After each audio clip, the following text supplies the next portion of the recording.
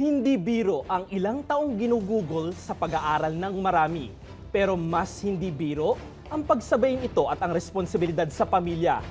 Yan ang ipinamalas na tibay ng loob at pagmamahal ng ngayong Industrial Engineering graduate mula sa De La Salle University das Marinas. Siya lang naman kasi ang kauna-unahang engineer sa kanilang pamilya.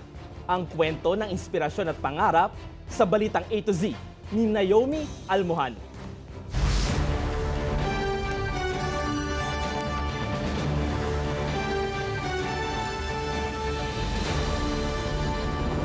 Congratulations. Ang sarap pakinggan, fulfilling sa pakiramdam. Matapos kasi ang ilang taong pagsusunog ng kilay, paghahabol ng deadlines at pagkakabisado ng mga aralin, kaysa yang marinig at malaman na kasama ka sa mga gagraduate sa kolehiyo. Pero may masasarap pa ba sa pakiramdam kung magtatapos kang napagtagumpayan hindi lang ang hirap ng pag-aaral kundi pati ang hamon ng buhay? Gaya na lamang ng journey ni Marian, Industrial Engineering graduate sa De La Salle University das Marinas. Back in 2024, both my brother and my aunt, who was my caregiver at the time, both suffered stroke and seizures. Dahil dito, hindi naging madali ang college journey ni Marian. Bukod kasi sa demands at pagsubok ng kurso, kinailangan niya ring pagtuunan ng atensyon ng kanyang pamilya, partikular na ang kapatid na kasamang lumipad ng Pilipinas para mag-aral. So I had to take care of them in the bathroom or check to see if they were hungry.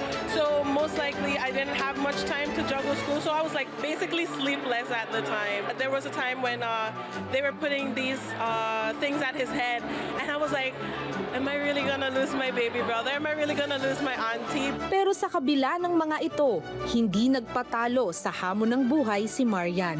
Being the first engineer of my dad's side, that really will make a gigantic impact when my family hears about it, because in our islands we don't have the opportunities to be able to do this kind of vocational subjects. Malaking bagay din aniya ang suporta ng university sa kanyang pagtatapos ngayon. The dean, as well as my professors, they were so understanding. The help of my classmates, they were the best at the time. At gaya nga ng lahat ng magulang, labis ang pagka-proud sa kanya ng kapatid, inang Pinoy at ama na Caribbean. And I know you're going to go further and you'll reach the dreams because you're a go-getter. Yeah.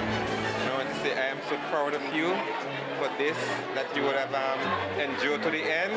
It's such a good feeling to look up to my sister, so I'm very happy. Kaya mensahe niya sa lahat ng mga estudyanteng may pinagdadaanan, personal man o sa academics.